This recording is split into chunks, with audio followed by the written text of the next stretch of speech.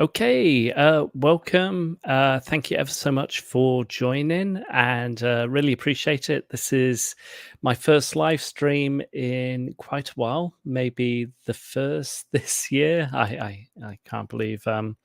But anyway, thank you ever so much for joining today's live stream where I'm going to be inviting a fellow guest to come and talk about their experiences of teaching IELTS and possibly also sharing their thoughts and ideas about running IELTS courses as well. So a huge, appreciation and thanks for Paula Medina to join us, and I'll bring her here. So, Hi, uh, Martin.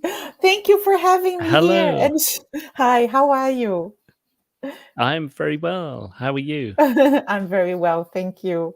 Lovely to look at you again, see your face. We used to have a lovely time at Sussex University, yes? We did, Yeah, yeah. working See, together. I can't believe a year or wow, what is it? More than a year has gone by. It's crazy, isn't it? Wow. And you are now in South Korea. I'm still there. And everybody says hi from Sussex Oh, Uni. Yes. thank you. Yeah, I really Okay. miss everyone, and pass my regards and You say are hi truly to everyone. missed. You are truly missed, Marty. Oh, Yes. appreciate that. But yeah, you yourself is sorely missed, and I appreciate everything that working together and our Yeah. experiences together. So thank you. Yeah. We had a lovely time working together, sharing the staff room. Yeah. Yes. Uh, Well, thank you, Paula, for joining us. And today I thought perhaps we could talk, because you've been involved with IELTS for many years, and myself having taught IELTS as well. We could talk about teaching IELTS for mhm. towards students and that sort of thing. But before we do that, maybe could you tell us about yourself and how you got into teaching? Wow, that's a very long story, but I'll keep it short. I came to the UK in 1990 to do an exchange program, and that's when I fell in love with English language. And from then on, I decided I want to be an English teacher. So I went back to Brazil after one academic year studying in the UK and did my BA in English. Mhm. And after that, I wanted to do a master's in England. So I decided to join Sussex University. That's where we work. Wow. Well, you Yeah. used to work and I work. But I got involved with IELTS when I realized that to join a university in England, I needed to have IELTS because, of course, I was born in Mhm. Brazil. So I thought, okay, so I was already an English teacher, but I knew nothing about the IELTS and I didn't know like how important was to understand, the academic side of the exam. So I studied and I took the IELTS and I had the band that I needed. And I thought, oh, I've got the knowledge now because I did the exam myself. So I thought, why Mm. not sharing this knowledge with other people who are in the same position as I was. So I started teaching IELTS straight after I finished my master's. So I think it was like 2004, 2005. Mm. And yeah, and then things went from there. Okay. Well, really interesting. Yeah. Yeah, thank you. Unlike you, I've never really examined IELTS, and I've Mm. never been involved with the IELTS exam apart from teaching it. Uh-huh. And I felt it's well, it's kind of difficult to predict how students might do with their Mm. IELTS Mm-hmm. exam, particularly when I have very limited first-hand knowledge when it comes Mm, down to IELTS itself. And mm, I suppose yourself, having gone through the exam, you mm, have mm. that particular advantage to guide students when it comes down to approaching the exam itself. Absolutely. So I thought Mm, this was, this was the thing that like made me interested. Like what, like I've learned the strategies. I got the mm, band that I needed, and it didn't take me long to figure out this. So I thought I have the experience to help mm, students to learn the strategies and to get mm. their desired band. Yeah. So Well, it leads me on to my next question. Well, the next question I had was maybe what is your background and experience of teaching IELTS? So perhaps you could share what you've done yourself when it comes down to teaching yeah. IELTS to students. Well, I started my first job in England was at with Embassy Brighton, and they Hmm. used to have like general English classes in the morning, and in the afternoon they used to offer like I think it was called elective courses at the time, and IELTS was one of those, and they hired me to teach, of course, general English classes, but to work on the Mm, IELTS preparation. Um, and that's what I've been doing until, of course, unfortunately, the embassy got sold. And then mhm, I've applied to work at Sussex University. At Sussex, as you know, we have been working with academic skills. We have been mhm, teaching academic development, AD courses. But not only that, we've also helped students like international students preparing for exams like Cambridge mm, exams and IELTS exams as well. So I have been involved with teaching general English, preparing for exams, and teaching academic skills. Uh, well, I've been teaching for the last 30 years. Over 30 years. I started when I was wow, 20, Matt. Matt. gosh. So you know how old I am anyway. Yes. So what I've been working with students is like first of all is to help them understand their expectations and to help them manage their expectations, because of course if a student is A1 level, if they are elementary student, they cannot get a 7 straight away.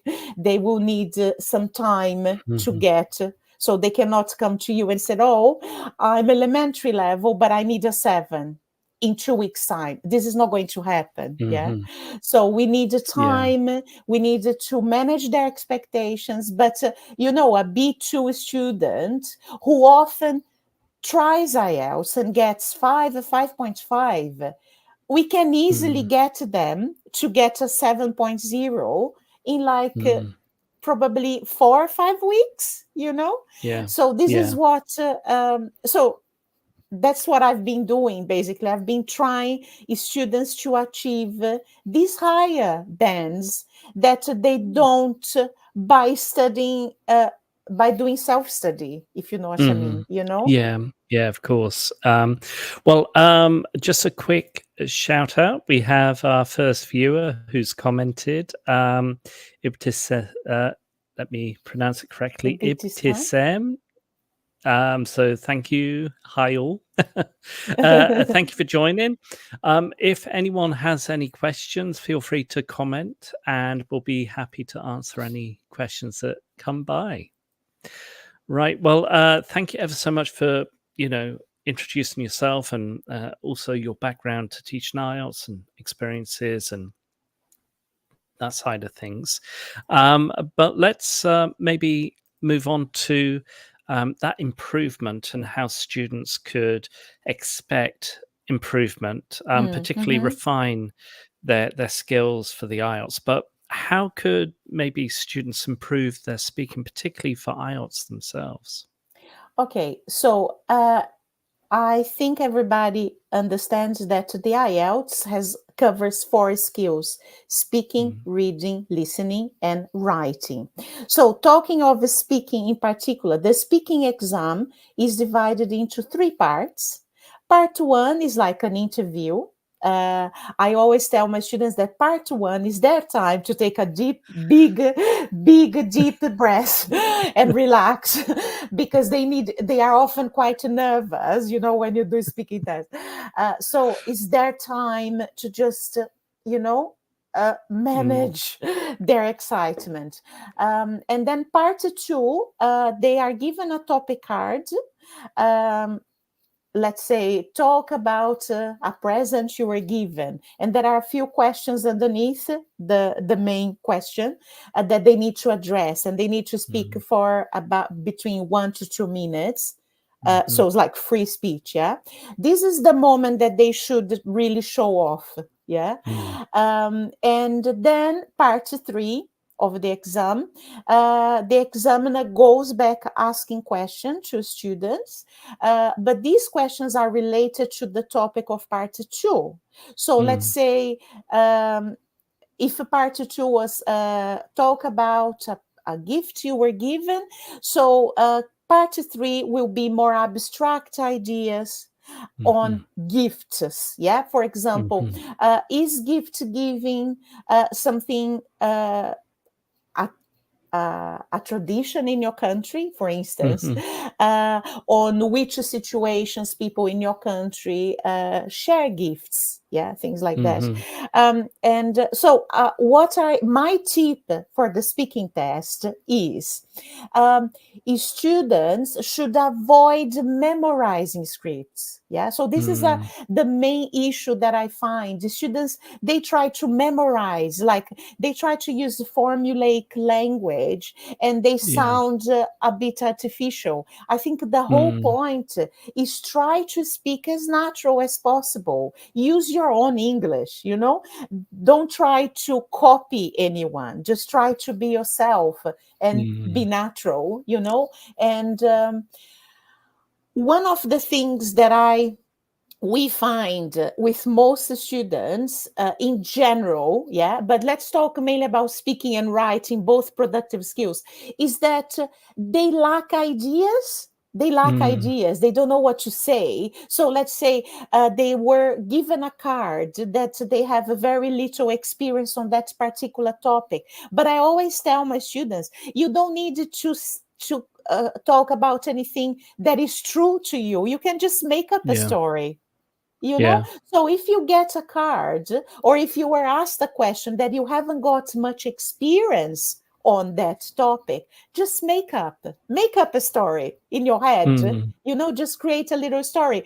Just you because the examiners, they needed to evaluate your English. They need to listen to what you have to of say. course. It doesn't matter Yes. if what you're saying is true, like, or it's happened to you. Mm, mm. Yeah, yes, it's a good point about maybe trying to show as much Mm, ability as much as possible when it comes down to your English in the arts exam. It's something that I've actually shared with students mm, myself, and mhm, the students tend to lean towards topics that they're familiar towards rather mhm, than topics that they're not so familiar towards. So a student might be, excuse me. many students might come and say, well, I've got a variety of ideas or things to share when it comes down to hobbies or food or that sort of thing. But when it comes down to sport, I really don't do Mhm, any sport. So exactly. what can I say? Yeah. So just imagine, Mm. like, you are a professional badminton player or something like that. Just create this story in your head. Yeah. Exactly, yeah. Yeah. I think there's actually, I can't remember exactly, but there's a particular role play situation where you try and get students to pretend or act as a particular Mm, famous person, mhm. and then they try and find their own voice when it comes Yeah. down to sharing their views and experiences. That's a very good idea. I always encourage my students to role play conversations, Mm, even in front of the mirror, just to yeah, try to use their imagination to get their ideas flowing. mm, Yeah, that's a very that's good great. idea. Right. Well, we got our first question here. Okay. So, am I? Well, sorry, I am a novice teacher for a primary school teaching English as a second language. For me, I use play roles, or sorry, role plays, I suppose. Is this the right way to go? When I guess is it right when it comes down to teaching English, particularly for primary ages? Have you had much experience teaching I primary ages? I haven't had my first job in Brazil. I did teach at a primary school, Mm. and at the time, I remember we did a lot of role plays. Students really enjoy doing role plays, especially when they have like to act out, a particular character, and Mm, and I encourage them to use different voices and to mm, just use as a kind of drama lesson kind of mm, exercise. So I truly believe in role plays. I think role plays are great. They can swap roles. So let's say they are role playing one interviewer interviewing somebody who is applying for a job, and then they mhm, can role swap roles, and then whoever was the interviewer is going to be the interviewee and vice mhm, versa. And they like that, and they the interviewers like quite maybe a bit stricter, and then they try to play roles like mhm. where maybe the person is not doing a very good interview, is arrived late or so yeah, they like incorporating different scenarios. So I Mhm. think role play is great activity. Yeah. Yeah, I agree. I think particularly for young kids, Hmm. that age, they love to do anything which is less academic. So Yeah, the definitely. more they have the chance to play and enjoy English, I suppose, the better. Hmm. Yeah. Right. I'm going to move on to my next question. Okay. But thank you ever so much for the question. But what common strategies for students, or what sort of strategies should you recommend when it comes down to students improving their listening skills?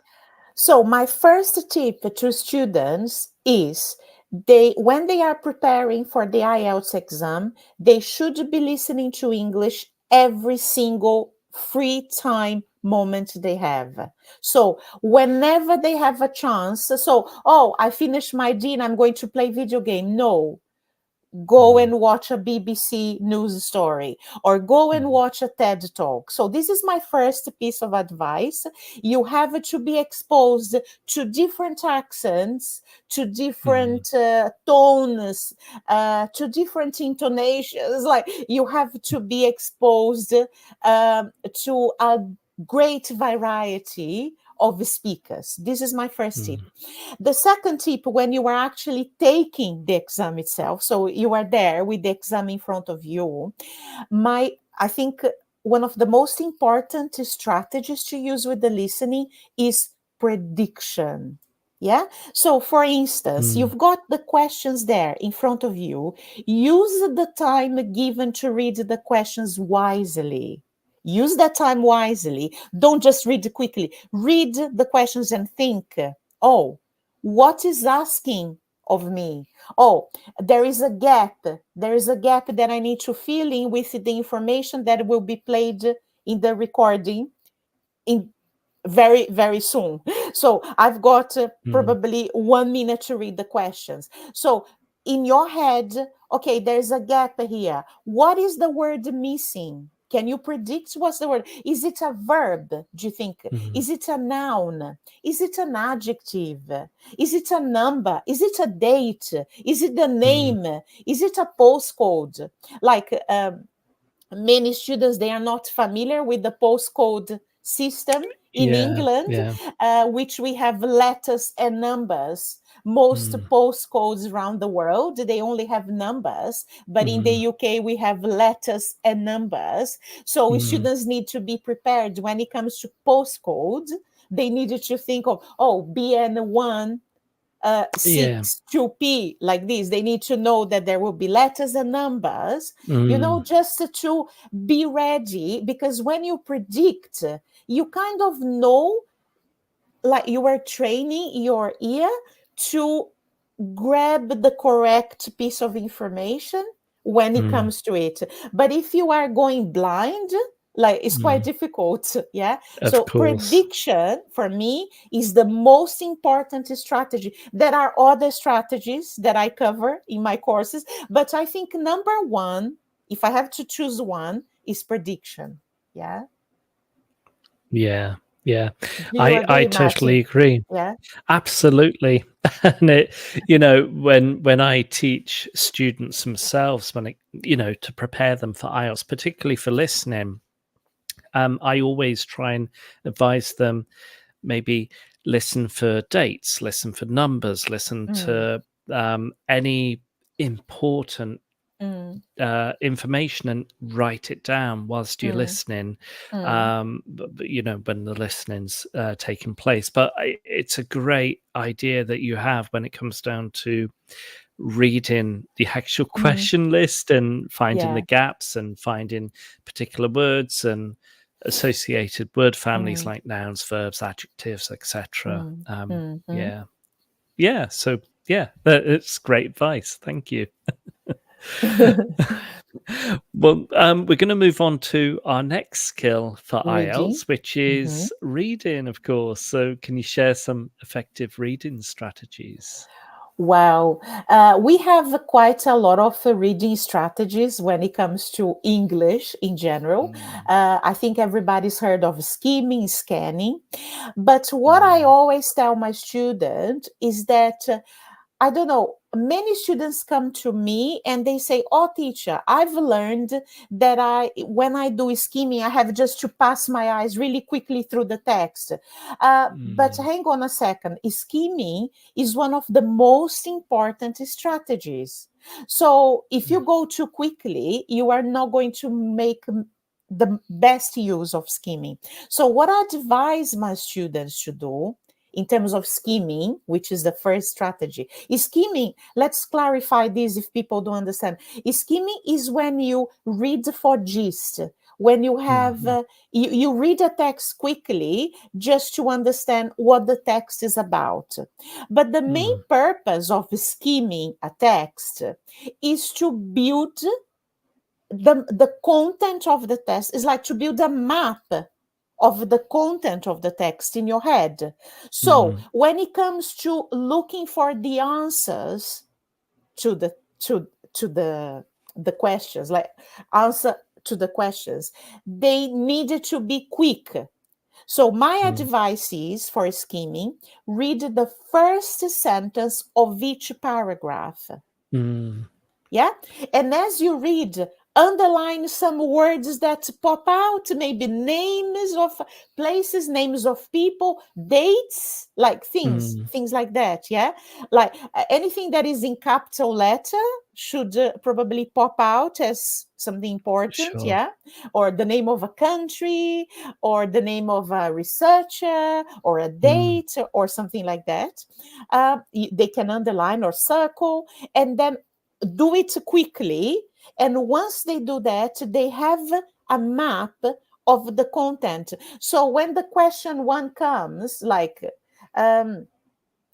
when do migrants birds often leave their location, let's say? So they've already understand kind of roughly which paragraph the answer should mm, be. Because, Martin, from my experience, what I find the students struggle with is the timing for the Mm, reading. They've got 60 minutes to cover 3 relatively large texts and mm, answer 40 questions. They've only got 60 minutes. And within that time, they need to add the transferring of the answers as well, because they don't mm, have the time afterwards. With the listening they do, when they finish the listening, mhm. they are given 10 minutes to transfer their answers to the answer sheet, but not Yeah. reading. So they needed to be quite brutal with their time. Because if you give the 3 texts to most of my students, but you give them 1.5 hours, I'm sure everybody would have top marks. The Yes. problem is managing the time. So if you think you have 60 minutes for 3 texts, you needed to think that you have less than 20 minutes per text, Sure. because Sure. you need to bear in mind that you need transferring time, yeah, Mm, of, of the answers, uh, which means you don't really have time to read the whole text. Yeah, you mm, don't have so you needed to master the strategies. In our courses, we give lots of practice for students to practice, put into practice these strategies of skimming and scanning, so they can read more effectively and much faster than they would when they are, I don't know, reading for pleasure, let's say. Yeah. So when sure. you are reading for the IELTS, like speed is like the important thing to bear in mind. Mm, Yeah. that's very Do you true. agree? Yes. Absolutely. Yeah. Oh my God. Like, I you go, yeah, you go. Yeah. I totally agree. I think, um, I've never really thought about it because I've never really given much consideration about the actual process for students to approach the exam itself. It's just like, okay, you get the true, false, not given statements, or you have to insert a word, or no more than 3 words in a particular gap, and that sort of thing, or paraphrase in a particular way. When it comes down to reading, and I've never really given it much thought, if I'm honest, when it comes Mm, down to the time limit. And yes, mm, they do have so many texts and so much time. That's the limitation. But if I'm honest with you, I've never really thought about mm, that transcription where they have to mm, put their answers onto a piece of paper for the mm, exam, mm, or on the computer, or mm. whatever environment they're in. So it's a relevant point. Yeah, So it's thank like, you. so many students, they said, teacher, the text wasn't difficult, but I didn't have time to Mm, finish. So it's mm, like mm. they probably could find the answer if it were given Yeah. more time, you know? Yeah, So if they're that's the given the thing. skills. So that's the main thing that I Mm, try to work with the students, is how to improve their speeding in reading, how to read yeah. effectively, applying skimming, scanning, and other strategies. Yeah. Yeah.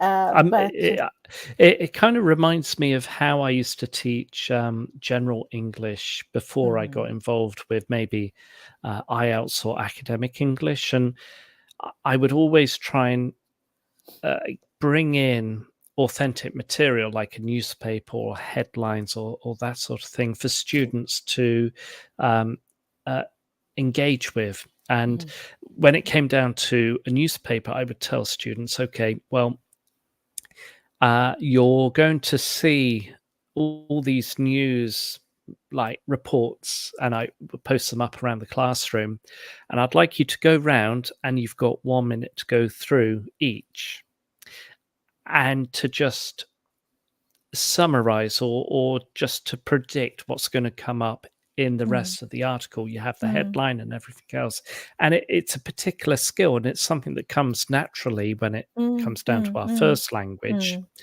And there's a second analogy when it comes down to, a bus timetable.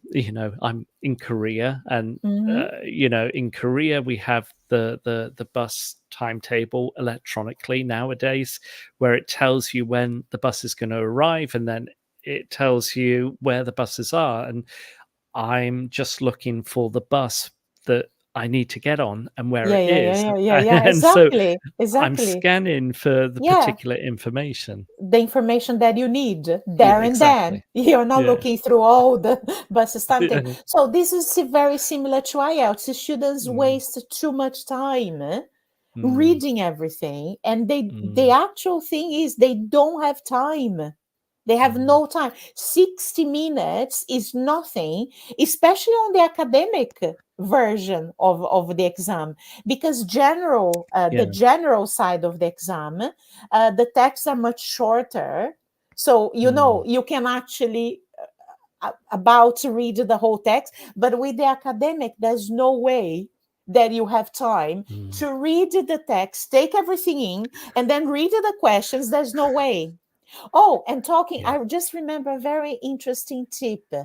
Uh, After you do the scheming and you build the map in your head, the next step is to read each question one at a Mm, time. So read the question one, forget about the rest of the text that you haven't addressed. Just read the question mm, one, identify keywords in the question one, and go mm, based on the map that you've built through scheming, go and find that answer in the mm. paragraph that you think that answer might be. Yeah.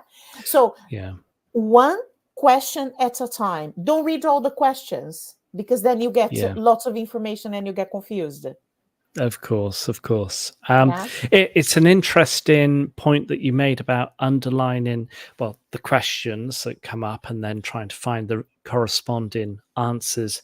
Mhm. And one thing when it comes down to reading in English is that the initial sentence that you mentioned, read the first sentence, Mhm. it's the topic sentence, isn't it? It Mm. introduces the reader to what that paragraph is going to be about. And Definitely, definitely. then it helps throughout the whole process. So Mhm. you just read the first sentence and then the next paragraph, sentence, etc. So yeah, it's great. Yeah, Good. thank you. And I hope that those that are watching, it benefits those that want to try and get into IELTS, or thoughts or reflections, things to digest when it comes down to teaching IELTS for themselves as well. Exactly, Yeah. exactly, Martin. Right. Well, I'm going to move on to our next Mhm. question, which is about reading. Can you share some effective reading strategies? Uh, haven't we spoken Yeah. to reading about reading just now? Yes. We may have I done. think Yes. Sorry. we've already answered that. Yeah, yeah, yeah. Okay. Yeah. What are common I think. mistakes? Yeah. So sorry. What are common mistakes students make? I made a mistake myself, so apologies there. We are live, guys. Yeah. So yeah, we've already spoken about reading. That's done and dusted. Yeah. So now we're going to move on to True. mistakes that we all kind of make on the spur, I guess. So what are common mistakes students make when it comes down to IELTS writing? Well, first of all, Martin, very similar mistakes they do with the speaking. Like, remember, both Mm, writing and speaking being productive skills, so you can make a connection there. Students tend to memorize phrases and formulaic language. This doesn't work. If you want a 7, you could get a 5 or a 5.5 using formulaic language, but you're not going to get a 7. If you want to get mm, a 7 plus, you need to use your own language. You need to develop ideas. So that's what I find. That's what I find from my experience. Students, they come to you. They have the structure memorizing their heads. They know how to, what phrases they use, like in terms of chunks of language they use for the introduction, the main body one, body two, and conclusion. But when you read Mm-hmm. their essay, there's not much content. They are Mm. not saying anything. You know what I mean? So I think for me, especially for those of you who want to get a higher band, you have to learn how to develop your ideas.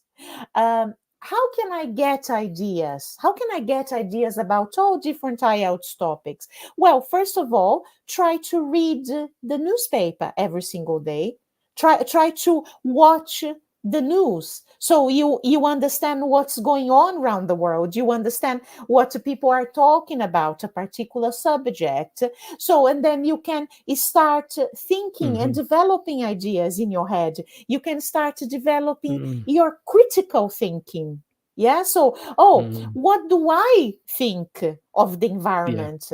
So, do I think climate change is like uh, the main factor of like climate change is like human Mm-hmm. action? So whatever human, so people are causing climate change. Is that, do I believe that? What Mm. are other people talking about climate change? Yes, so it's like just try to develop some ideas. Mm-hmm. So I believe the common mistakes for students is, first of all, trying to memorize scripts and just Mm. copying.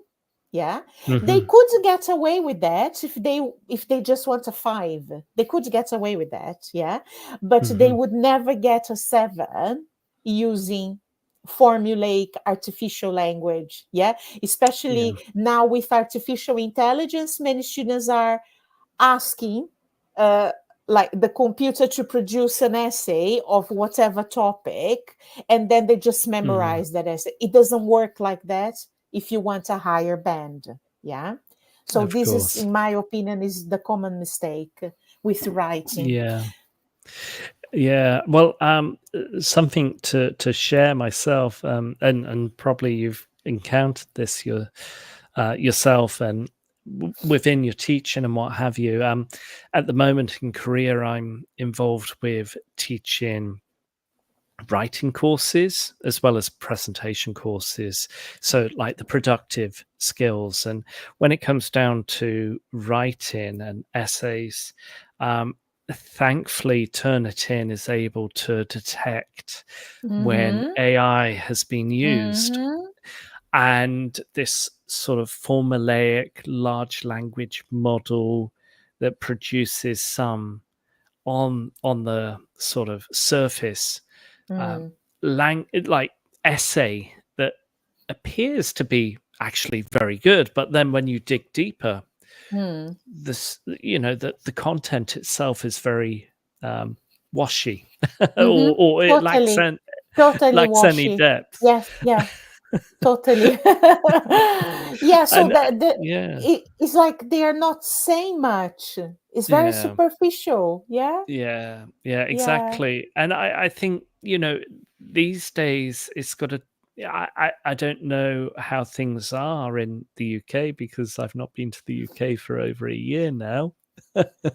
But within teaching, but in Korea or within my courses, I try and tell students that you can use AI to just generate or brainstorm ideas or get some inspiration from, but you need to find your voice. You need to try and Mm-hmm. share what you want to say. And Mm-hmm. what is it you want to say? That's the main thing when it comes down to writing. Exactly.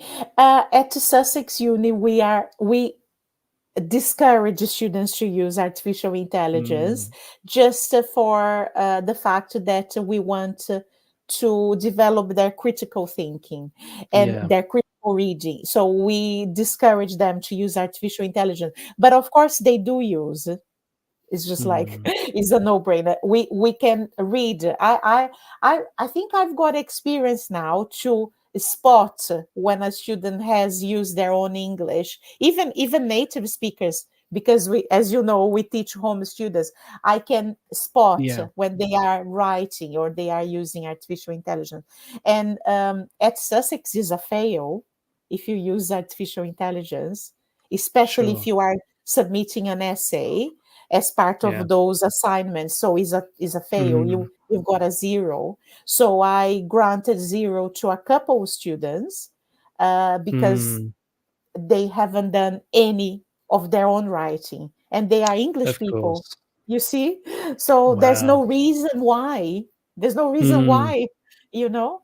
But of anyway, course. that's probably the subject of another Yes, it artificial, is. another live stream. Yes, Martin, because we have so much to talk about. So thanks to Turnitin, right? Yeah, thanks to Yes. Turnitin. I Yeah. must say, though, that when I come to students at the beginning of the semester or the beginning of the course, I say, you know, Turnitin will detect. Mm, However, if you want mm, to prove to me that you haven't used AI, I want you to share mm, any mm, drafts or any brainstorming notes or anything that you've developed when it comes down mm, to writing. So mm, if I have a point where Turnitin detects 50 odd percent, come to me if you mhm, disagree and then mm, show me, prove to me that you haven't used AI. And mhm. then, you know, Brilliant.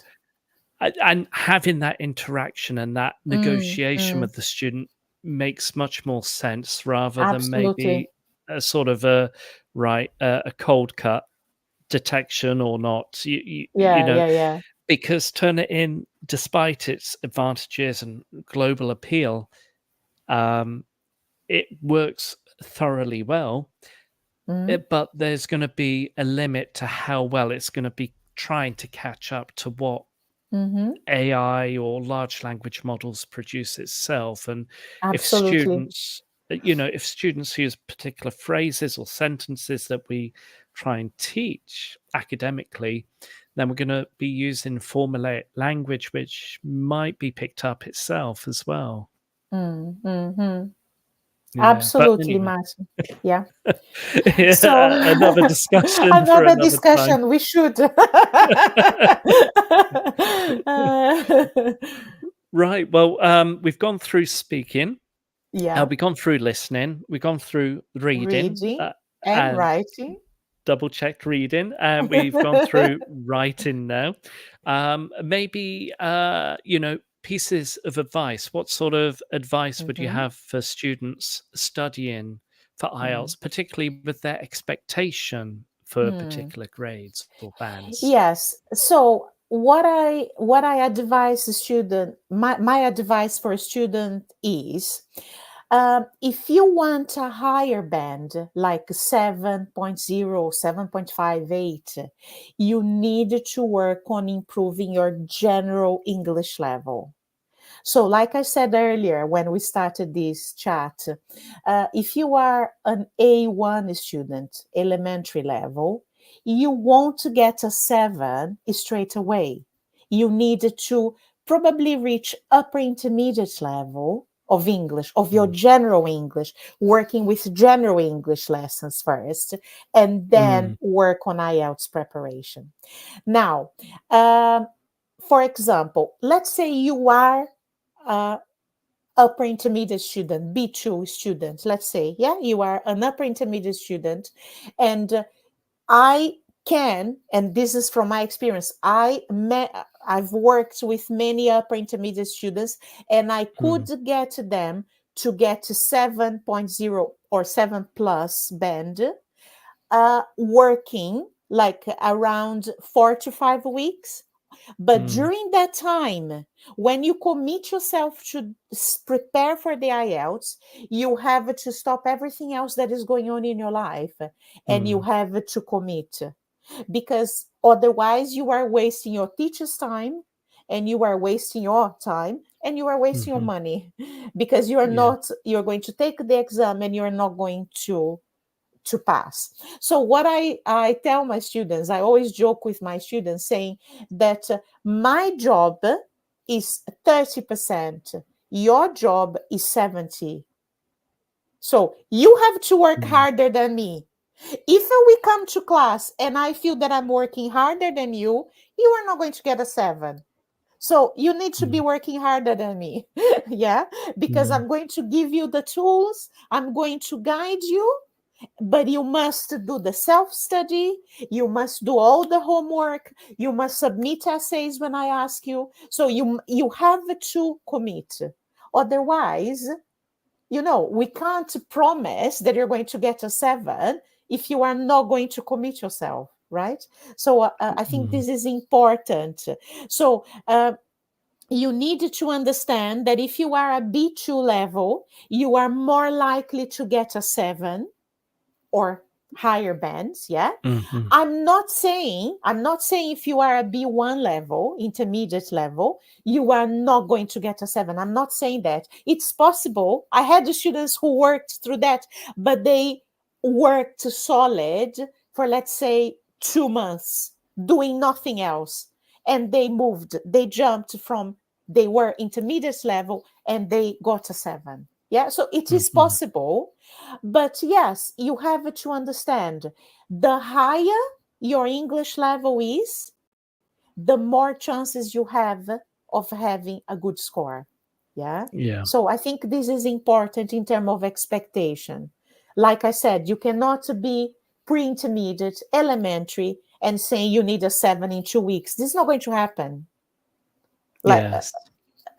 like there's no like miracle. You need to put in the work, you need to put in the hours, and then you Mm. will see the result. I will Absolutely. we teach them the strategies, Yeah. but we teach them how to fish. Yeah, but we cannot go and catch the fish on their behalf, right? They need to catch their own fish.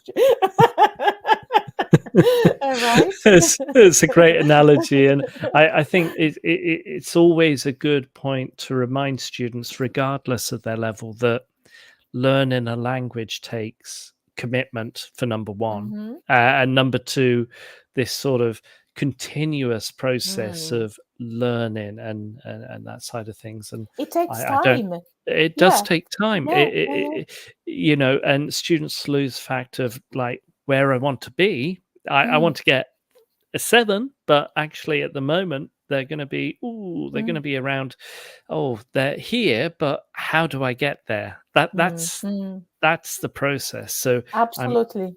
at this point in time, I'm at this level, but how do I get to that point? Mhm, What sort of processes do I have to do? And I think it's regardless of whether you're mm. teaching IELTS or general English or any other students for that matter, it's sometimes a good point to remind students whom you're teaching that they need to consider where they're going, where they are now, Precisely. maybe reflect back of, okay, where was I before? Have I improved? And how will I improve for the future? And I, you know, to bring in an example, I have a student that I've taught for maybe a month now online, and she's from China but lives in Australia. She finds her English ability lacking. Her pronunciation was not so intelligible when I first started teaching her, but she's trying very hard to improve herself. And she asked me a question when she first started was, how long will it become, how long will I take to become fluent in English? That's a And very I difficult question to answer. it's a very difficult question, and it's something, Uh, I say, "Well, what do you do? How do you mm, study English?" And she mm, says, "Well, I study grammar, I study vocabulary, I listen a lot." And I said, "Well, do you, let's take a sport, for example. Imagine I was going to swim, and if I want to become a world-renowned swimmer, would I read a manual on how to swim? Would I actually become right, physically capable of swimming?" right. Mm, And then the answer is no, I won't be able to swim. right. I would have the knowledge of swimming, but I won't actually have the production to swim. Mhm. And so I say to students, well, if you really want to improve your fluency, this is particularly for speaking, then you need to just communicate. You need to speak.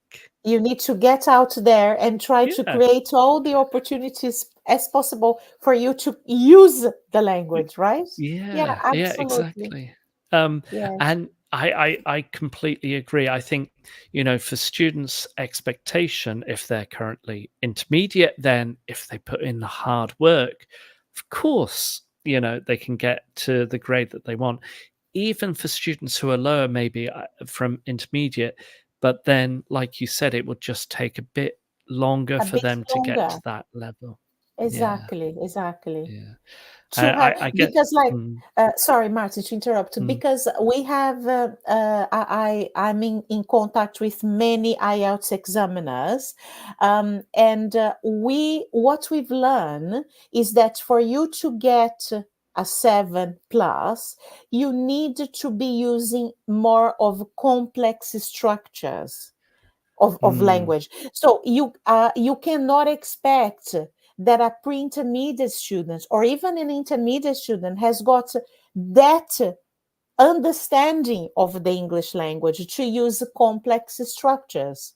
So it mm, doesn't work overnight, but it's not impossible. It is mm. achievable, but Yeah. they need to understand this, that their overall level must be worked on, or overall English level must Mm, be improved.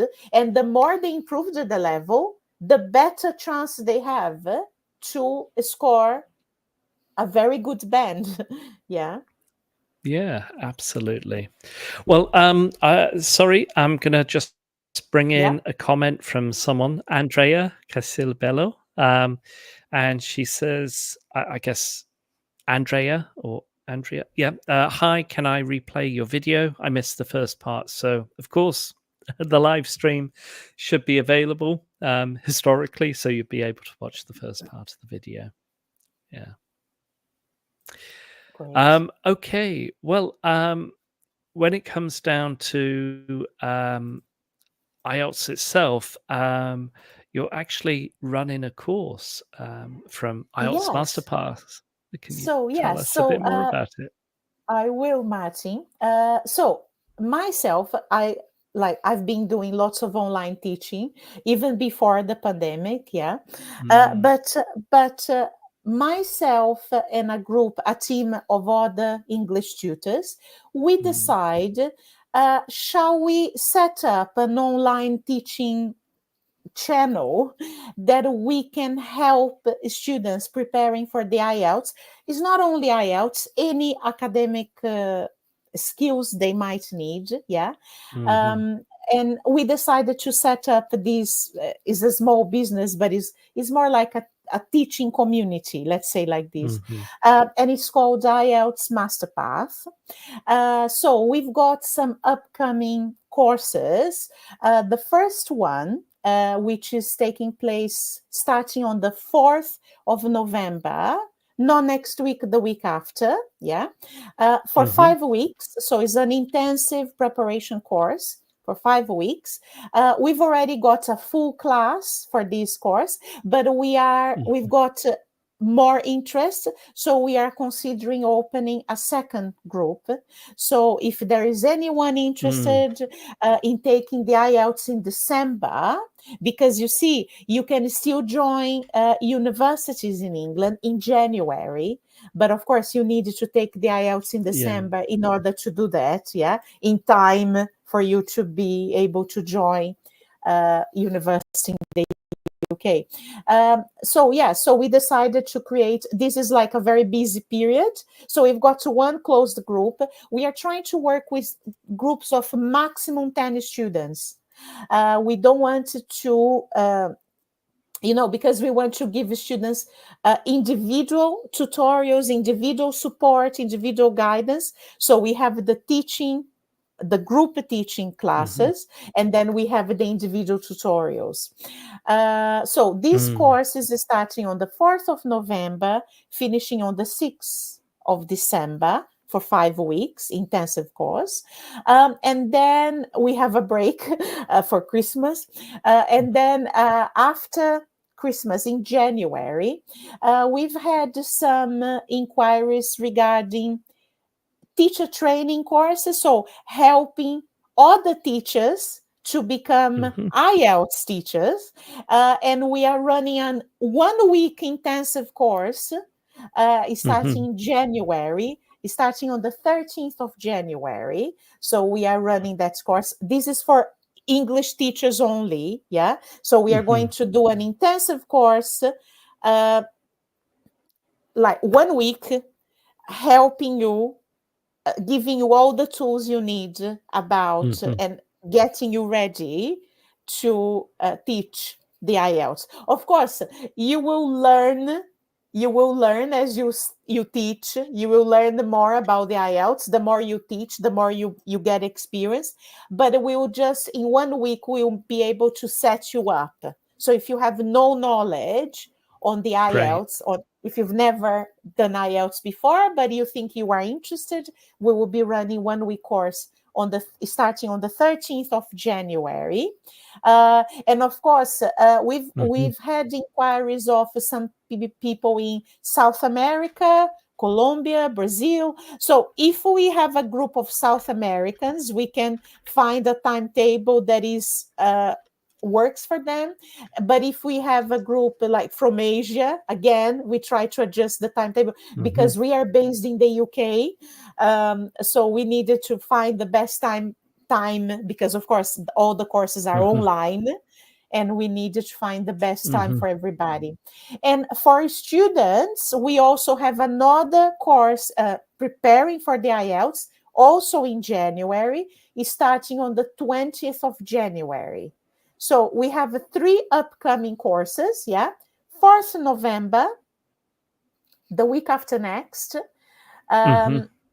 um, 13th January for Mhm. teachers only, and then 20th of January for students preparing for the Mm. IELTS, another 5 week course. Yeah. Um, Mhm. Mhm. we are hoping the students to be B2 level, Mhm. because we are getting the whole purpose of the course is to get students who keep getting 5 to get a Mhm. 7. Yeah, so this is what Mhm. our main focus of the course will be. But of course, if we've got interest of lower level students, intermediate level like B1, we can consider of opening a different group for lower level students. But of course, for this course, we cannot really promise that they are going to get a 7. Yeah. But yes. Sure. And Yeah. Martin, something else that we are promoting, like I said, we are trying to create this as a teaching channel. So we would Mhm. be doing things like this more often. We wanted to do a free webinars, like so Mhm. in 2025 we'll have lots of webinars. We've got requests for British culture courses. So we've Mhm. got some webinars on that. But if people are interested, we can run a course on that as well, so people Mhm. can learn more about England and the British Mm. culture and lots of aspects of the English language itself. Probably mainly for English teachers or for anyone who is interested. But yes, we are also um, going to be promoting academic skills courses. So let's say you Mhm. are studying at an international university and you need to improve your writing of an essay. We will be helping Mhm. you with that. Or you need to improve, maybe you work for a multinational company and you need to work on how to deliver presentations in English. So we can Mm. help you with that. So it's not only IELTS preparation, it's more of Mhm. like academic skills, Of course. I environment. suppose, but yeah, exactly. And when it comes down to IELTS, well, IELTS, it's very much the exam, but then it's very multifaceted. It kind of Mm. connects to many different skills itself. So, yes, it can just go to the exam, but then there's different skills of reading and writing and academic writing, and so yeah, it makes sense, doesn't it? It does make sense, absolutely. Yeah. So if anyone watching here needs any help with anything, or oh, and Martin, and we also Mhm. give a free consultation. Let's say somebody wants to learn more, like they are not so sure if they should take the IELTS or what Mhm. other exam they need. We can give a free consultation, free of charge, as long as they subscribe. I think you are going to share our link, yeah, and our email Yes, address. Yes. Yes. I've got the So there links you are. here. Yes. Yeah, so Yeah, anyone who's got exactly. So, any questions, if they need help, either English tutors or English students, uh, if maybe they think, oh, I'm not so sure if IELTS is for me, maybe, oh, I'm mhm, thinking about FCE exam or CAE certification, mhm, which one? If maybe they are not sure, which we can help them with that for free. Yeah, so like I sure. said, our main purpose is to share information. So we are here Mhm, to share what we know and to create this teaching learning community. Yeah. mm, exactly. And I think the advantage that IELTS Master Path has and yourself has is that it's not a, a one single band or a one man Hmm. band. I was going to say, Exactly. um, it's a group of individuals who have a combined passion and experience with IELTS teaching. So when it comes Exactly. down to the IELTS exam, you have fellow colleagues who have been IELTS examiners who have Exactly. first-hand knowledge in the IELTS exam. And when it comes down to academic English that you mentioned, Mm, you and your fellow colleagues have been involved with academic English for many exactly. years, Hmm. and you have a great opportunity to share that wisdom and that knowledge, that experience for potential students Hmm. compared to maybe individuals who have just focused themselves on becoming, right, I'm going to be a single individual that just focuses on arts. You have a combined knowledge, Exactly, which is great. exactly, exactly, Marcy. Yeah, so this is what, I felt really blessed and I felt really privileged to be part when we got together one day over like dinner. We were here in Brighton having dinner, and they said, oh, why can't we do that? It's just like, Mm, so we just thought, why not? We've got all this experience, all this mm, knowledge, and we have so many people out there who need our help. Why can't we put these and these together? So mm. that's why, yeah, so it started from a very informal dinner meeting, yeah, and then we just progressed from there. Yes. That's great. Well, thank you ever so much. I really appreciate you spending your time Mm, to come and join me today for um, this live stream and thank sharing you for your having me. experiences. Thank you, Martin. Thank you for having me. Such a pleasure talking to you. I really miss you. I really miss like talking to you like on a daily basis. But Likewise.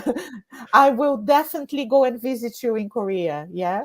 Yeah, yeah. Well, you're always welcome if you ever Thank come and you. visit Korea. Yeah, but thank you ever so much. Thank you for Thank you. sharing your insight, and definitely for those that are interested, I would recommend that you either email IELTS Master Path, IELTS Master Path, and I've got Mhm. the link here. You can also um, follow here on Facebook. I've added the comment on YouTube and Facebook, and what have you. And you can also follow them on Instagram as well, eh? You're on Instagram. We are Instagram, yes. Thank you, Martin. Thank you. Yeah. All right. Well, thank you ever so much for those that joined. And yeah, I hope you have a lovely weekend. Thank you.